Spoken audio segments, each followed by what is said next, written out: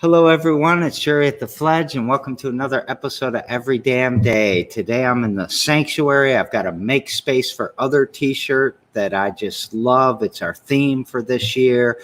And thank you, Dustin Grimes, and F Yeah t-shirts, or whatever you're calling your business right now. So, we got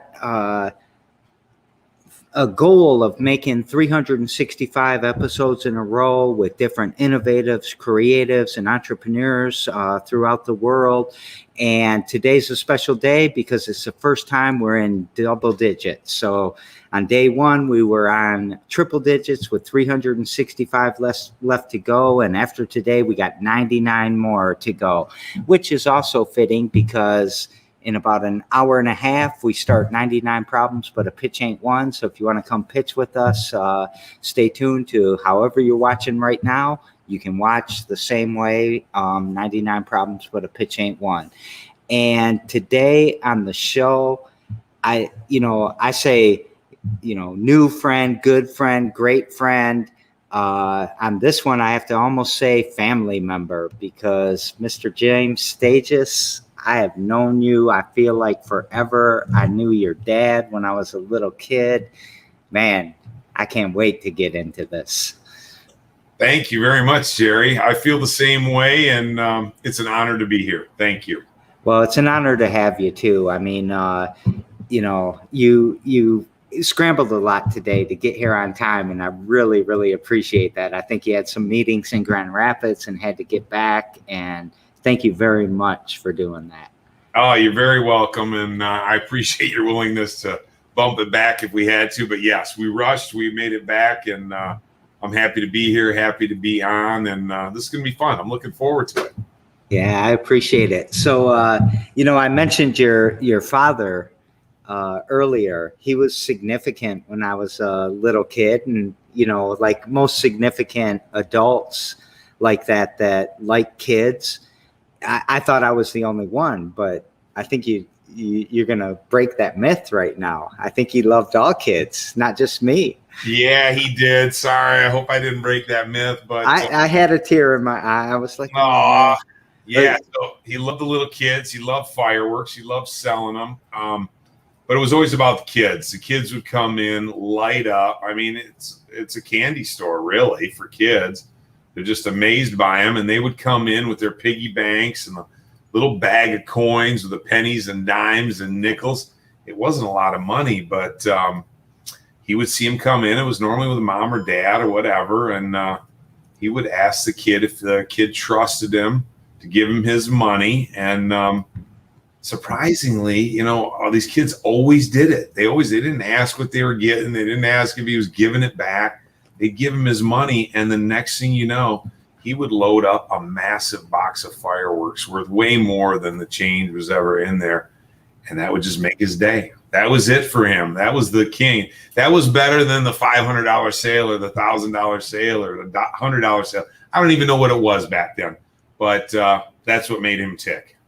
So I wonder if he knows how impactful, or if he knew how impactful it would be, because before the show started, I told you, like, my earliest childhood memory is getting my foot caught in a lawnmower, which is traumatic. Not the best, yeah. But you can understand why that's a memory. And then things like being bused to Riddle and the desegregation in Lansing stands out in my mind, and maybe a couple of wrestling events. I was going to ask you about wrestling.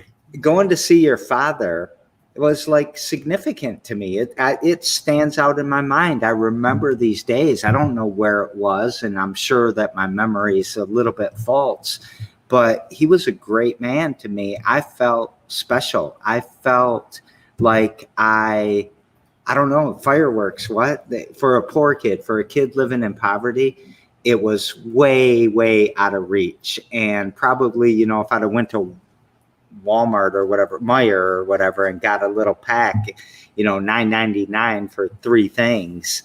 And he loaded us up. I mean, we were like a show. You know, he's been gone for a long time. So when you said that, I was blown away, and I kind of even questioned you, like, really, it was that impactful? And it just goes to show you, Jerry, we do not know the little things that we do in a day in somebody's life, whether it's to say hello or I really like your t-shirt. It's those little things that maybe mean nothing to us that are so, not mean nothing to us. You know what I'm trying to say, that are so impactful for somebody else that I'm just honored that you even have that memory. I attribute my success to my father. He was the hardest on me, and I'm all the better for it today. We were talking about before the show, the in memory sign that we had put up in the front of the store. And I really believe you have to remember where you came from to know where you're going. And I'm here because of him. Bottom line. And I miss him every day. Yeah, he was a great man. And he's made some great sons. Thank you. I appreciate that. It's kind of you to say. Let's jump into that a little bit. So let's talk about where you were born and raised and where you went to school and, you know, how you got to where you're at right now. Okay.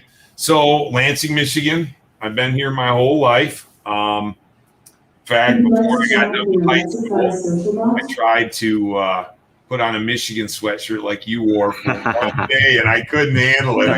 It was always East Lansing for me, but I went to Post Oak Elementary. I ended up at St. Thomas and Catholic Central. And then for a brief period, 2 years in there, I went to Hope Academy that had opened up on the south end of town. But I graduated from Lansing Catholic Central.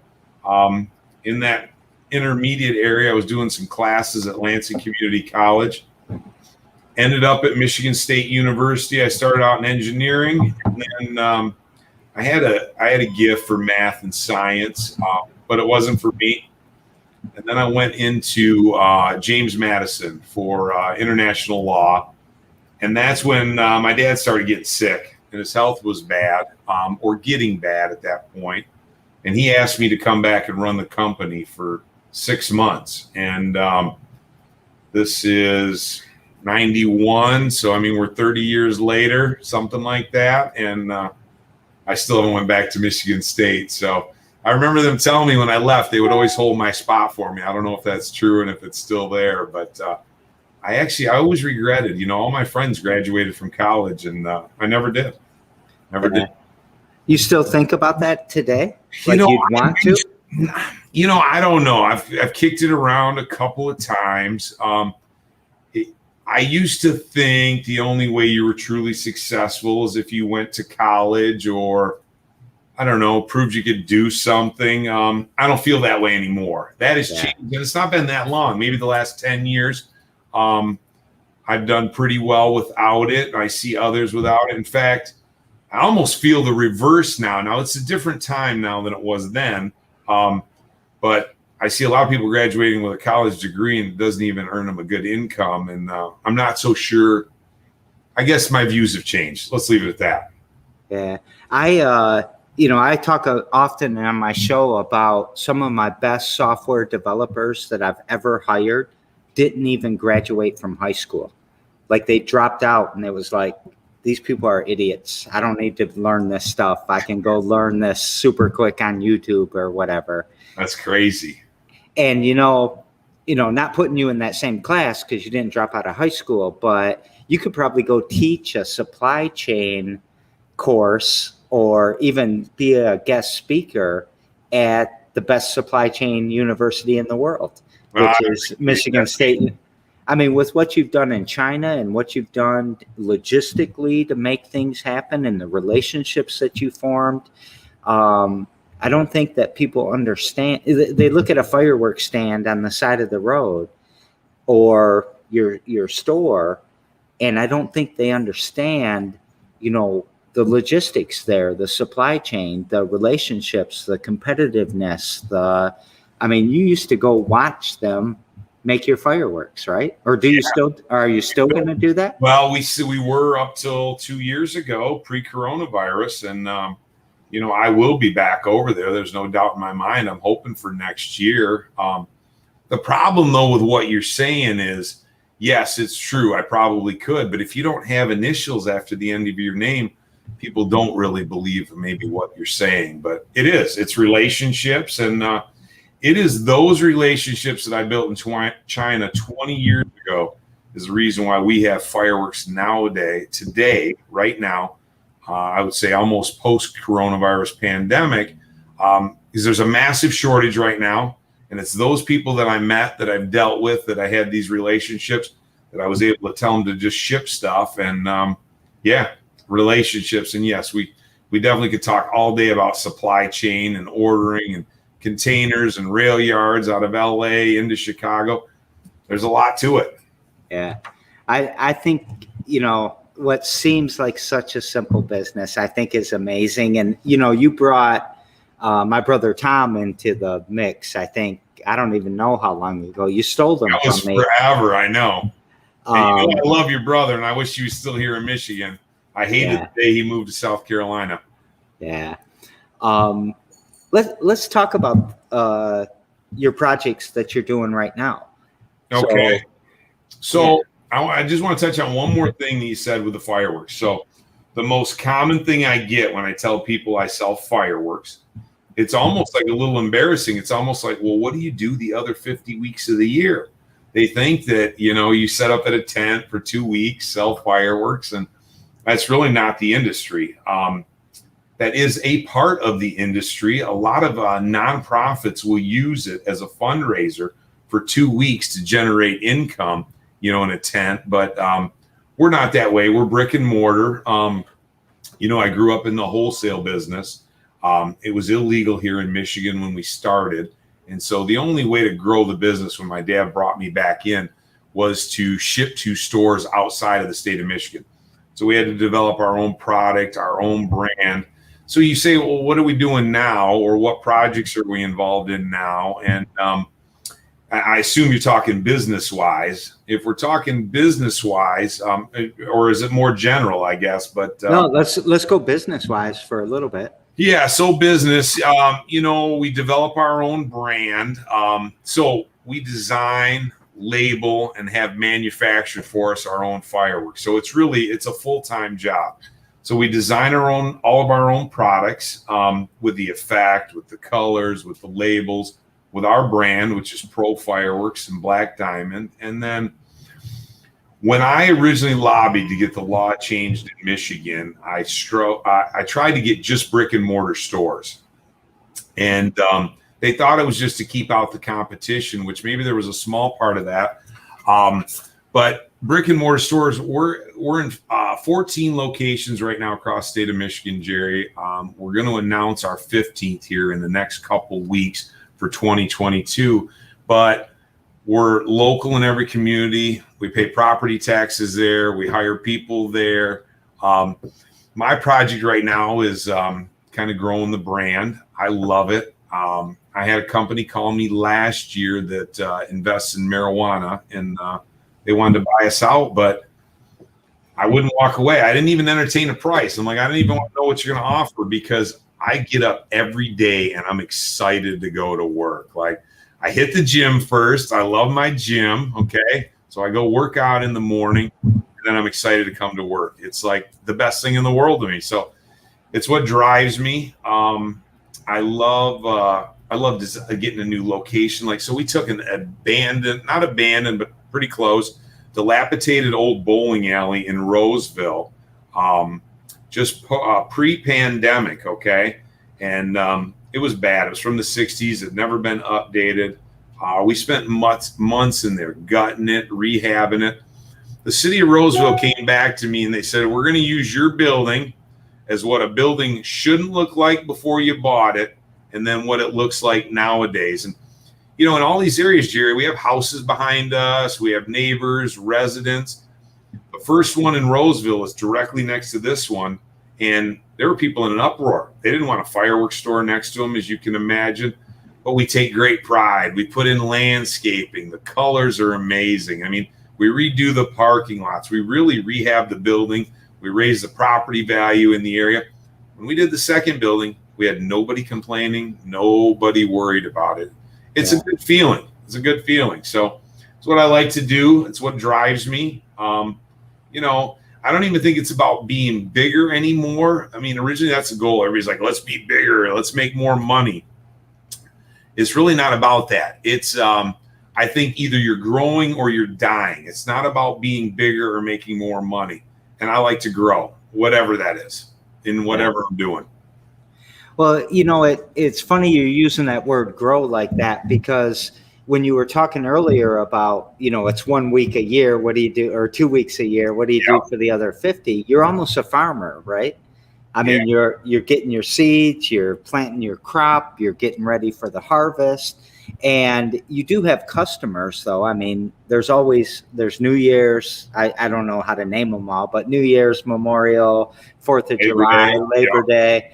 And then there's other things, right? I mean, I might want to do fireworks at my baseball game. I might want to do fireworks at my, I don't know, birthday party. Gender reveal is huge right now for announcements of the babies, you know, sex. That's huge right now. So what's so passionate to you about it? I mean, is it the business side and the growing, or if we show up with pennies, a bag of pennies, are you going to give us a bunch of fireworks? You know, I'm just playing about that part. No, not at all. You know, but so I love retail. Okay, I love talking to customers. I could stand out there and BS all day. In fact, you knew we didn't have a Lansing store for a long time because my brother was here at this location that I'm talking to you now, and so I was out of the store. I miss that. My office is now in the store. I love talking to people. I like it's like a game of Monopoly to me. I love buying a building, rehabbing it, making it look nice. I enjoy that part more than the fireworks, to be honest with you. The fireworks, though, are a different animal because it's not like tires or car insurance that you have to buy. When those kids come in and they're adults now, and we don't allow kids in without adults, so let's start right there, 18 and older. But their eyes light up. They're still little kids at heart. They come in and they are excited to buy it. It's not something you got to force them to buy. It's not something they have to buy. It's something they want to buy. And when you're around that positive atmosphere all day, and you and I talked earlier about happiness, if you want to see happiness, you watch a little kid walk into one of my stores, and I have these little miniature shopping carts. They're full-size shopping carts down into these little mini sizes for the kids to push around. You give a kid that shopping cart, and he walks around and puts a smoke bomb or something in it, it'll light up your day. I mean, it's unbelievable. What's your favorite kind of firework? You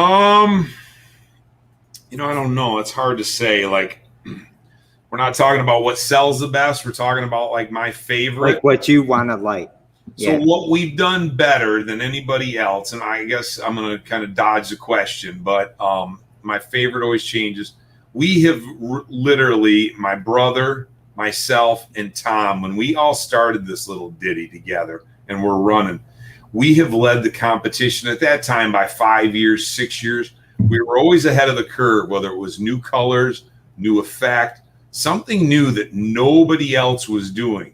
Now with the internet and everything else, you're lucky if you get 6 months, but we're constantly innovating and doing new products. And I guess so my favorite thing is the newest thing that we've done that nobody's ever done before.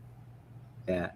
It's, you know, I remember, and this is something really silly and whatever, but Tom made a Tommy like firework thing. I mean, he had his own photo on it, and it was his own special arrangement. It's still our best-selling fountain to this day. Tommy's? Tommy gun, yeah, Tommy Rock. What it's called. Really? Yeah, absolutely. That fountain is what stood the test of time. I've designed a fountain for every one of my kids. Well, 2 of them, okay, so it's not like it's a ton. We're not selling either of those fountains anymore. Tommy Rock still lives to this day, which is a testament because like I said, things change so much, get so much better. That is still, I bet, the number one selling fountain in big fireworks lineup. That's amazing to me. Yep. And I just thought it was so cool. I mean, I was so jealous. I have it on my shelf here in Lansing right now. In China, right? I mean, they are the leaders in fireworks, right? And we can say whatever we want about unfair trade and all of that stuff, but China has a long history. As you look at fireworks, I mean, this isn't the last 50 years, right? No, they originated there. The gunpowder originated there. So their technicians are better than everybody else. It's an art form. In fact, when we legalized or we changed the law here in the state of Michigan, a big part of them going for it was it's not a product that was ever made in the United States and then shipped off to China. So the politicians at that time had no conflict with allowing the product coming in, even though there was no U.S. manufacturer of it. So that was a blessing to us, and even they understood that at this time. But yeah, India tried to do it, and they do a little production, but they don't have the technicians. There's only one country that has better technicians than China, and it's the Japanese, and it's an art form over there, and it's real high end. I guess if you had to relate it, it'd be more like having a Corvette or having a Ferrari. It's the Ferrari of fireworks. It's extremely expensive, but the most beautiful shells you will ever see in a 4th of July show are coming out of Japan. Yeah. So do you study the history of fireworks? I mean, has that been important to you? Or? No, I don't. You know, I've touched on it. I've looked at it. I've got a book on my conference table right on the other side of this monitor that has the layout, the history, the labels over the years. And it's one of those big coffee table books that you hardly ever open, that I probably should now that you ask. It turns into a coffee table. Yes. Yes. Yep. How would you kind of summarize what your mission is? Like, you know, because the economic development is just amazing. That warms my heart. The kids, interacting with the fireworks warms my heart. You creating relationships, whether it's in China or here in the U.S. with the retail, warms my heart. I actually have a question about that. Do you feel like you're like in 2020, the virus hits, and it's the Wuhan virus, and it's all these things. Did you feel like you had people over there that were your friends, that were I think you went and probably ate chicken feet with them, right? Oh, yeah. Yeah, I call them velociraptor claws. Yeah. So it's funny because the Chinese get a bad rap. Everybody said, oh, the Chinese will do this or the Chinese will do that. It's the absolute opposite, Jerry. I would trust a person in China before I trust a guy here in Lansing, Michigan. They are the most honorable people I have ever met in my life.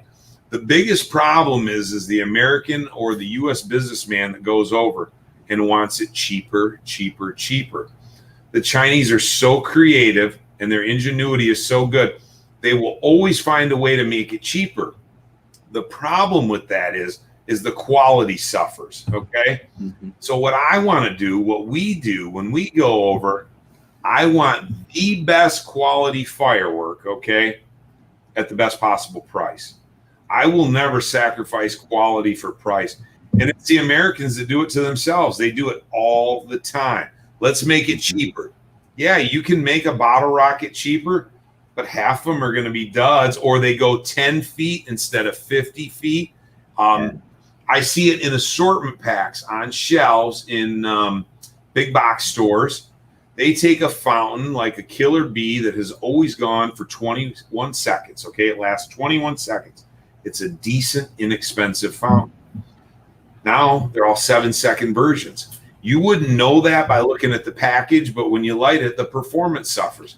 Yeah, you got it cheaper, but what did you accomplish? And being in the retail, okay, I get to see that customer year after year after year. If I do a good job, I am always going to sell them the best, highest quality product on the market. Yeah. I mean, there's a lot of kind of fly by night or fly by July, maybe, fireworks stands that There pop are. up all over the place, right? Yeah, 100% all the time. Yeah. And it's junk. And most of it you can tell just by the packaging. When you show up and that cellophane packaging is yellowed or it's cracking or it's breaking, you know the product's not any better inside. So you got to start there. And then you can tell by the weight 9 times out of 10. They'll take an 8-inch fountain, a 3-inch by 8-inch fountain. It's supposed to have 3 tubes in it, and they put 1. You pick it up, and you can tell. It's junk, bottom line. And I love the way you look at it because, you know, every project, every product has a scope, quality, cost, and time. And you can maybe control one of those variables, but the other 3 are going to suffer for it or are going to maybe not suffer, do the opposite for it. But you start with quality.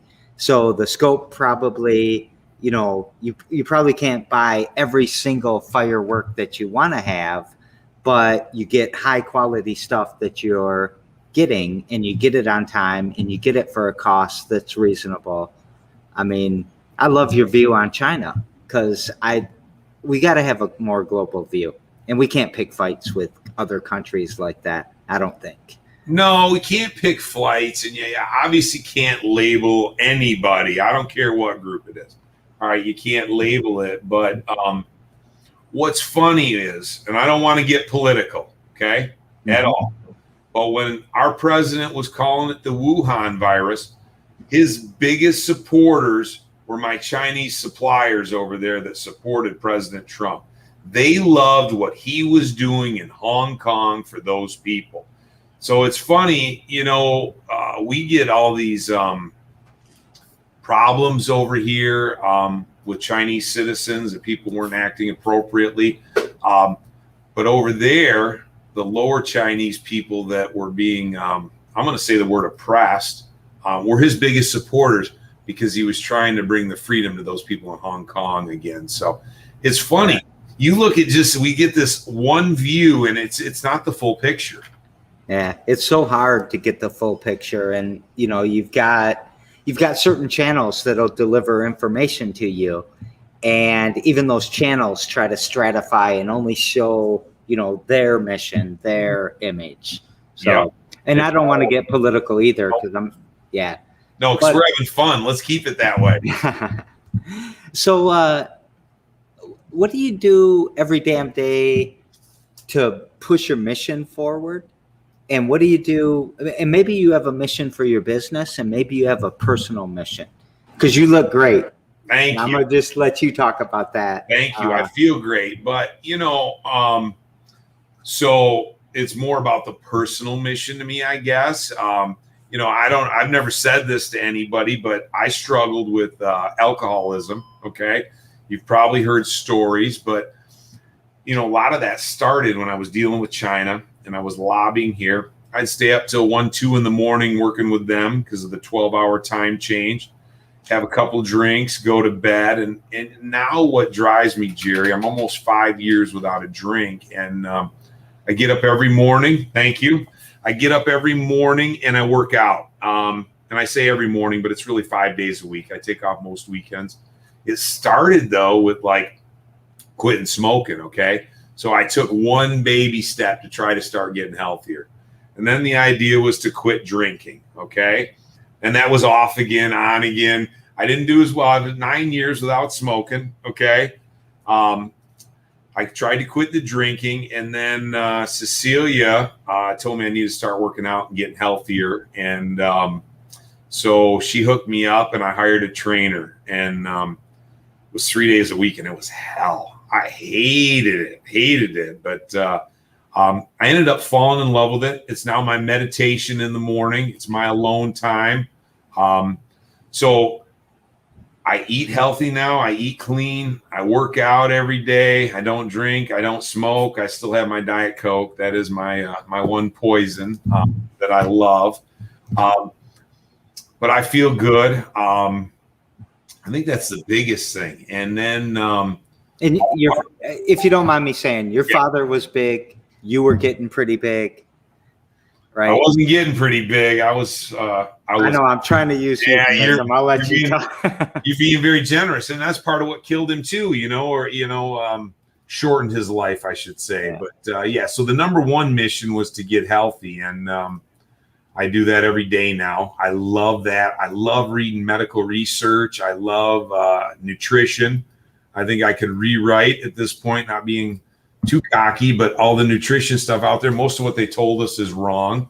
And most of all of that, I credit to Scott Abramowski over at M43 Fitness. He's the one that started me 7 years before anybody knew what it was on intermittent fasting. I started on this fasting, and I thought I was doing good by drinking these muscle milk shakes that were just filled with a bunch of toxins. And he started me on this journey, and I started researching these supplements. And anyway, it's what I love. I read medical journals at night and just try to learn. That's my passion, as goofy as that sounds. So give another shout out to him, because he's up on Saginaw, right? I think he's got a couple locations now. Yeah, he's got 2 locations. So he's got on Grand River Avenue, Saginaw, everybody calls it, in between Williams Auto and the old Fairview. He's right in front of the old Mike ShopRite when we were growing up. I think it's Apple Market now. Apple Market. That's a neighborhood staple for us here. Apple Market. So he's right next to Apple Market. M43 Fitness. He has a location there, and he has the location in DeWitt now, where I live. So I started at the Lansing location with him, and now I'm up in DeWitt. But he makes it real simple, real easy. Instead of me trying to change 30 things when I started, it was all about one thing. Most of the times he'll tell people, all right, you just got to drink more water. Well, that's it. Yeah, that's it. We're going to do that for a small period of time, or maybe 20 days. And then we're going to add something else in. Before you know it, you've rewritten everything you've done, and you feel 1,000% better. And the thing that he does different is that he gets results. So when I was fat, and I was fat, Jerry, not obese, not heavy, I was fat. And I would go to the gym, and I'd get on a treadmill for 45 minutes. And then I would eat some dry chicken breast and some broccoli with no butter. And I'd lose weight for the first 3 weeks, and then it would stall out. And I'm doing all this work. I'm hungry as heck.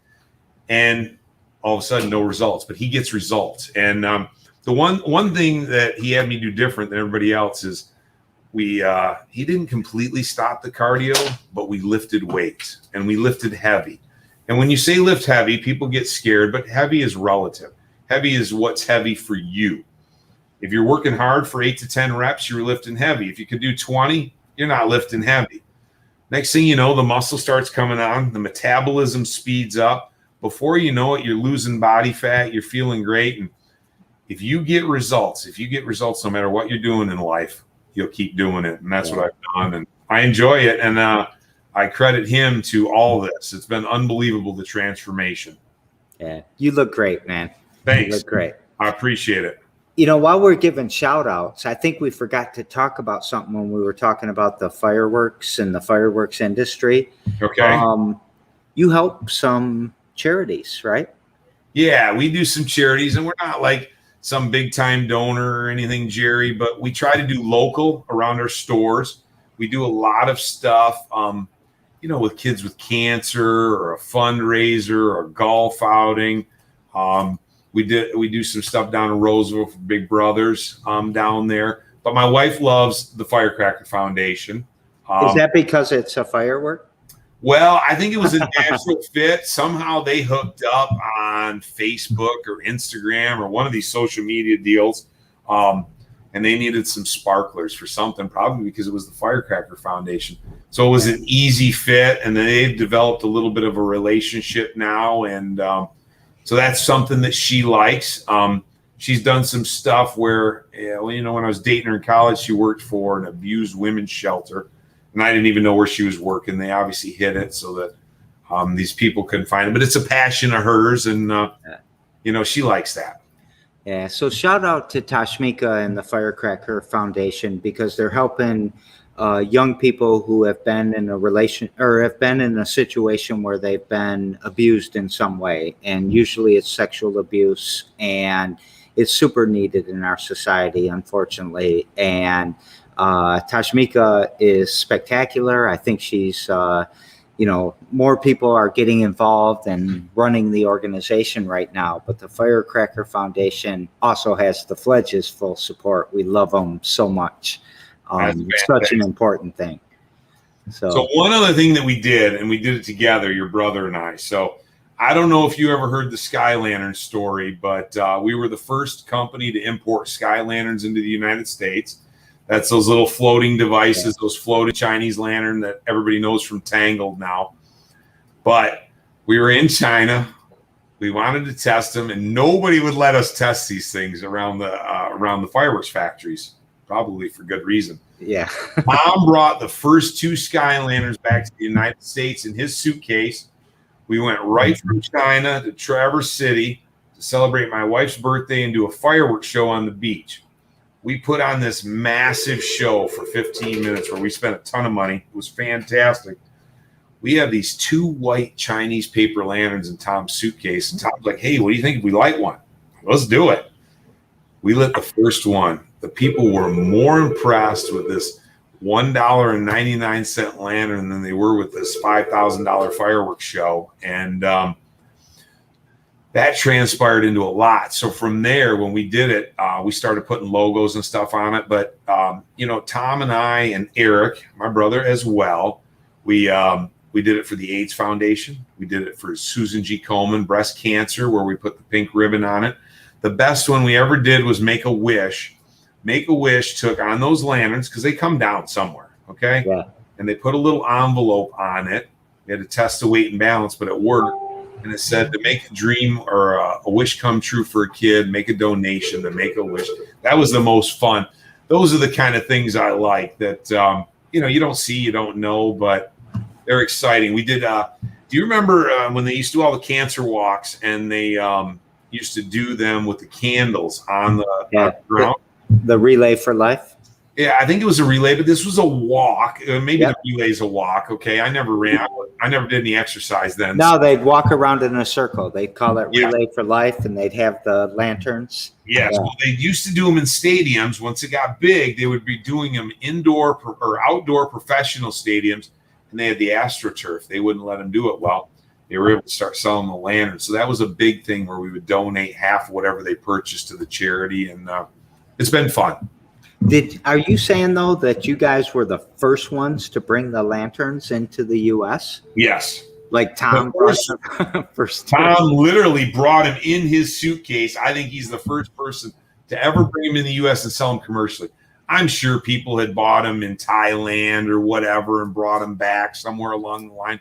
But we were the first ones selling them commercially. And then throughout the United States, it's been millions of them. It may even be 100 million. I don't know. Tom would have that numbers. He can probably whip off a spreadsheet for me. So, I think that's amazing. Yeah. I mean, it's crazy. So, it's I love our history. Just our family history, our 2 families together. Obviously, in the fireworks world, you guys are like the kings, are the pioneers. Well, thank you. Appreciate that. It's kind.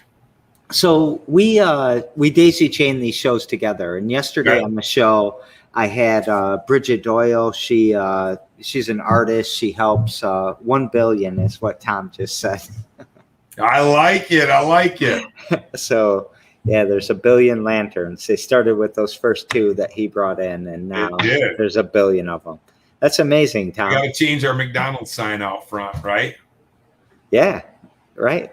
You need one. That's 1 it. billion 1 billion lanterns. Yeah. So I'm trying to get Tom on the show, but he says he's shy, but we all know better. We know that's not true. Bridgette Doyle, she's an artist. She's an activist. She helps run the Eastside Neighborhood Organization. She works for community mental health. She was on the show yesterday, and she wants to know what your favorite hobby is, or what a hobby you have is, and why do you like that hobby? So I'm going to go back to the weightlifting that we talked about earlier. I think everybody's got to have something in today's hectic schedule, something to get us away from the social media and our phone. And that's it for me. It's my 1 hour in the morning, 45 minutes, sometimes a little bit longer, where I'm not answering phone calls. I'm not looking at emails. I'm not liking you on Facebook. I just get away. It's my meditation. So it was actually, I was meditating with a lady over in Okemos, and she's like, you just got to get moving. You got to do something. And that's the thing I fell in love with. So that's what I like. You know, I had on my show, I'm trying to figure who it was. It was Megan Hams from Break the Chains. And her and I were talking about meditation and movement. Because if you ask me to meditate and like try to hover or whatever and keep my eyes closed, I think someone's sneaking up on me, man. I can't do that. So my meditation has to be when I'm moving in the garden or when I'm doing something. And so I can't just sit here and be still in my meditation. And when you said that earlier, I wanted to kind of pounce on that a little bit. What do you do when you're meditating? Is it just that physical activity, or are you daydreaming and going off somewhere? Are you in that moment where you don't want that bar to fall on your neck? I mean, or you know what I'm saying? You have to be in the moment if you're lifting weights.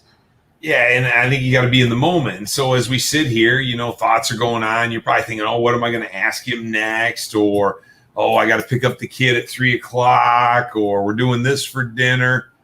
You got 1,000 thoughts going through your head at one time. And weightlifting, for me, I'm working hard enough that I'm not thinking anymore. It's just blank. It's just black. And I know that sounds weird, but it just gives your mind a little bit of time to let go of all the nonsense. And it's freeing, actually, without getting too hocus pocus on you. Yeah. Do you want to get hocus pocus? Sure, let's do it. I don't know what that means, but it's your turn to talk now. Yeah, no, but I mean, not too wooey. You know what I'm saying? I mean, you got to have some time to just tune out from the nonsense and shut down. And, how do you do that when we're being constantly distracted all the time, all day long? You wonder why anxiety's through the roof. We're going nuts. And maybe it isn't faster than it was 30 years ago, but it sure seems like it, Jerry. It sure seems nuts, and we're constantly going, and we're supposedly connected with these devices, but we're not. And I just need time out of the day. So that's my time in the morning. That's what I love. Yeah, I think that, you know, maybe your hocus pocus statement could have been interpreted as, you know, kind of hippie-ish and some soft ass shit. But this is real mental health stuff here. I would agree. I would agree. This is, it's mental, it's physical, it's important.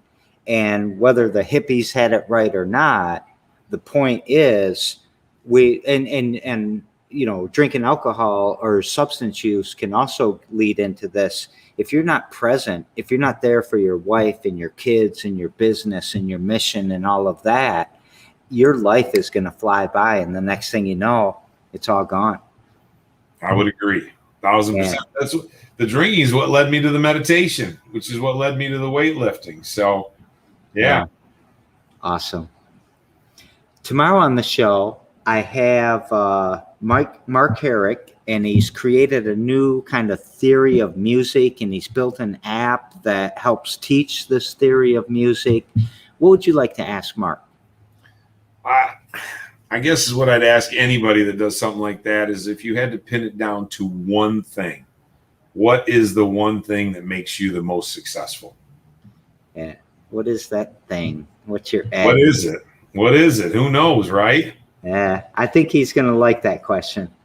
He's probably going to have some big, long, expounded. I don't know this guy, actually, so I'm just guessing. Nice. What would it be for you? Working hard, outworking your competition, starting early, staying late. And I think whatever it is, if you truly want it, if you're willing to work hard enough, you'll get it. I don't care what it is in life. If you really want it and you're willing to put in the legwork, you will achieve it. Do you think that comes with so, you know, working hard, calling more people, doing more things, organizing more, forming more relationships, whatever. But does something else come with that too? Does a knowledge and experience? Well, if you have 10 years experience, that probably means 40 hours a week for 10 years, right? So, probably. Yep. But if you work 80 hours a week for 10 years, do you have 20 years experience? I think you do. Or you get that expert level where they say 10,000 hours to become an expert.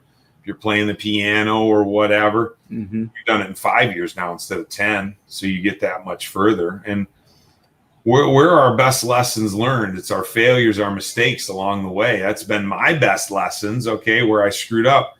I don't forget those, at least not easily. And I try not to repeat them. So that's where that experience comes in. Yeah. We always say around here, succeed or learn. There's no failure. There's no failure. It's a lesson. It's a lesson and a valuable one if you treat it that way. Do you think that your meditation, though, helps you have that balance? Because you can burn out, right? Or you can not do the maintenance in your body that you need to. Or, there's other things, too. There's your wife and your kids, your 2 kids that you said earlier. Yeah. How do you keep from burning out with that? I don't, man. I've been burnt out this week with this. We're already ordering for 2022 design and labels that we don't normally do until September through November. I'm burning both ends against the middle, waking up at 3 a.m, answering the phone during my meditation at the gym right now. So even though I sound great and I got all the answers, I still violate all my little rules or my little things that I like. You just got to take downtime. I was getting burnt out yesterday. And I texted Scott last night. I said, I'm not coming to the gym in the morning. So I actually slept in for an extra hour. I needed that sleep. So I'm real big on the me time. And I don't mean just lounging around at the beach all day. But when you've had enough and you got to take an hour. And I don't care what it is, even if it's an hour more sleep, you got to do it. Yeah. And I love that you recognize that you don't. I mean, that's what you initially said. You don't manage the burnout, or you do burnout, I guess. So yeah. I think it's natural. We didn't really prepare for this, but I think that you and we've known each other for so long. I just want to throw this at you. Okay. Vulnerability. Have you found yourself letting yourself be more vulnerable in the last few years? I mean, like COVID, we all had to be vulnerable. Whatever our weakness was boom, right there. And, how are you?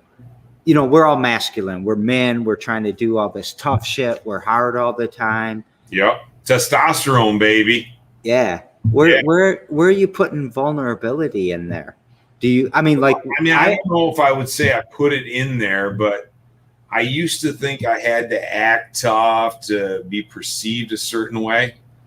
I really don't care how you perceive me anymore, Jerry. And I don't mean that in a bad way, but I don't take it personal anymore. I am vulnerable. I make mistakes. I screw up all the time if you ask the right people.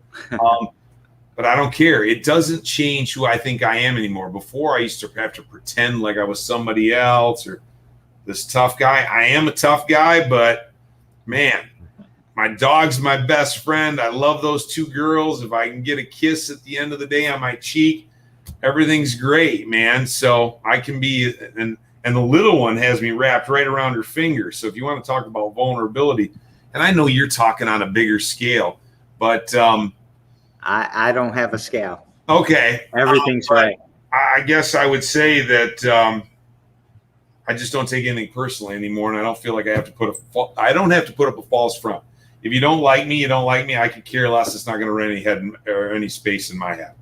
Yeah, I'm probably going to take the clip from this video where you were talking about if you can do 20 reps versus 10 reps. Okay. It has an epitome or a microcosm of vulnerability, because I use lifting weights as an example all the time. If you're lifting weights and you're not feeling weak, you're not lifting enough weights. You're right. Right? And that's vulnerability right there. Yeah. And it is our vulnerability that makes us stronger every single time. If you're not in a vulnerable position, you are not strengthening yourself. I'm going to die on that hill. You're right.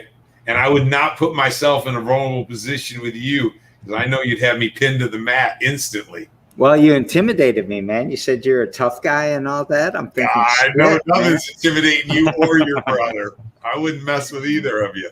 And I wouldn't mess with you either because tenacious and all of that. Let me just throw something. Jason is coming from us from England, from Great Britain.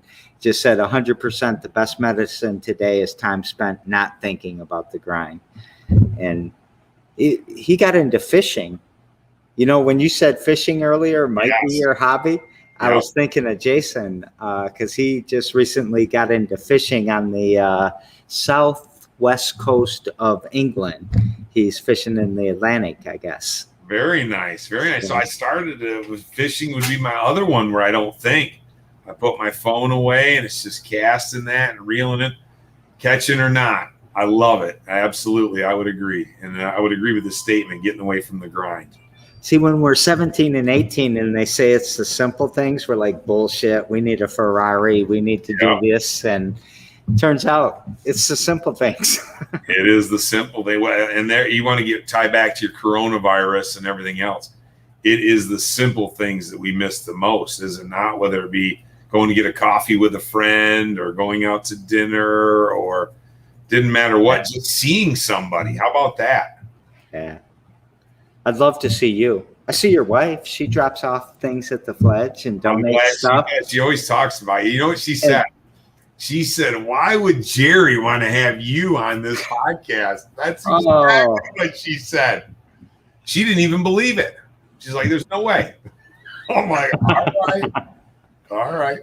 Because you're an innovator. You're a supply chain expert. You are, I mean, I could list a million things. You're an old-time friend. And here, you're an old-time friend, too. But she says, you guys are so different politically. But, are we? I mean, you can have one. If you can have an adult conversation and meet in the middle and the mission's the same, what the hell is the difference? When did we stop doing that, Jerry? When did it just have to be so black and white? Yeah. There's a lot of room in the middle, and we have to start building these bridges. Yep. Because you lean towards the conservative side. I lean towards the progressive side. I've always said that, conservative, but I'm more of a capitalist, I guess. One of my best friends was Virg Bonero, and he's a very liberal mayor here in Lansing. The man's done more for me. He was pro-business, okay, and pro-community at the same time. There's nothing I disagree with in that statement. He just heard his name. His ears perked up. He's coming on the show for sure. Oh, that would be fantastic. I'm talking him into it slowly. So good. Yeah, I love Virg. I guess I just don't have to see I can see the similarities and not just the differences. Let's put it that way. And there's a lot more similarities. There is. But, it's like 98% similar and 2% that we just want to fight about. Yeah, but do we really want to fight, or is it this? Only if it's on Facebook or whatever, right? Facebook. Because no one can throw a punch. Best thing I ever did is stop looking at that Facebook hardly. Yeah. Yep. Let's talk about some words. Happiness, sadness. Joseph is asking me if I'm in a hair salon. I don't know what that means. No, I'm in the Fledge, but I might need to be in a hair salon, I guess. What did I say? Happiness, sadness, joy, and hope. Yep. Which word would you like to talk about? Happiness. Always happiness. You said that so eagerly earlier. Yep. And I have a couple canned questions, but I'm going to just throw it at you. Okay. Why do you want to talk about happiness? What is it? What is it? It's not what we think it is. It's not a better car. It's not a bigger house. It is, I think, being comfortable in your own skin and happy with what you have. I said this, and I'm gonna quit saying his name, but Scott, 43. But even if I had more money, my day's not going to change. I love to get up, lift weights. I like to go to work, and I like to eat a lot of red meat, Jerry. And that's it. That's it. It's really the simple things. It does not take much for me. Yeah. It's, there's a people chase money a lot, but there's a lot of studies that after 80,000 a year for a family, it doesn't add any to your happiness. It can start to actually subtract or detract from your happiness as it gets up in the 180, 150, because now you're trying to juggle all this and you got to secure these things.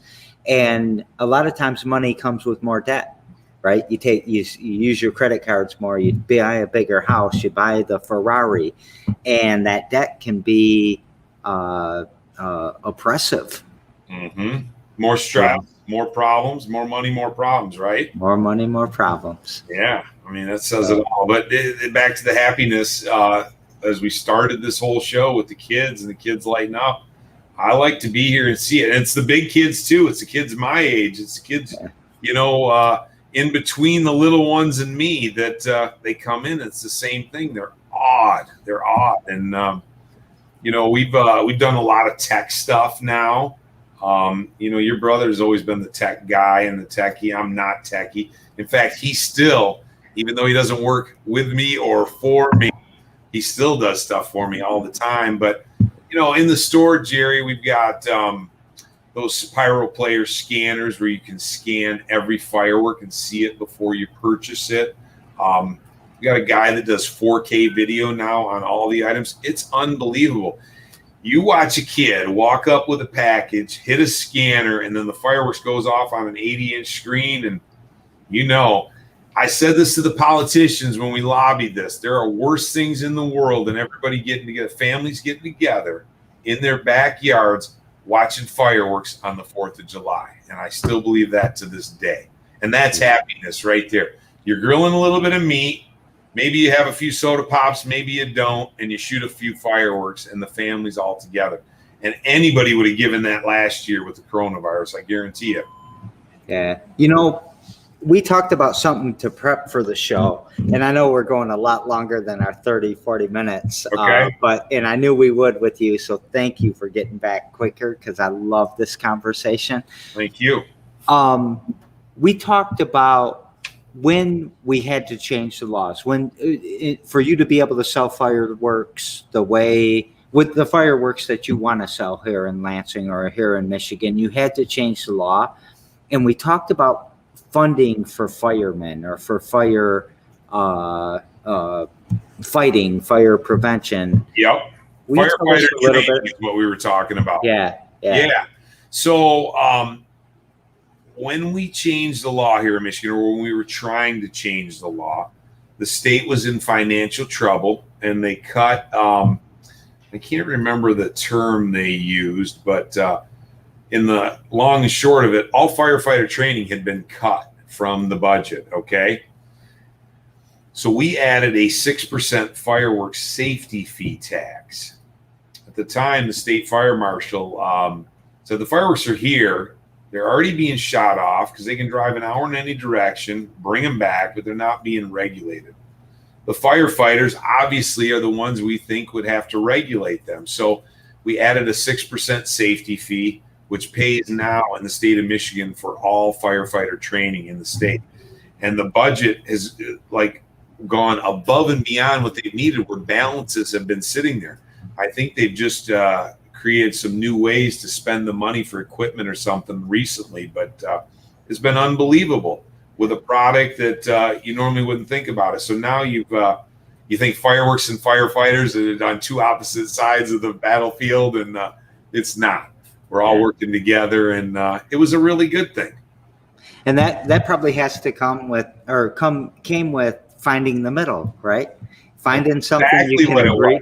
Yeah. There was no way in any world a legislator was going to legalize fireworks, Democrat or Republican, if your state fire marshal said no.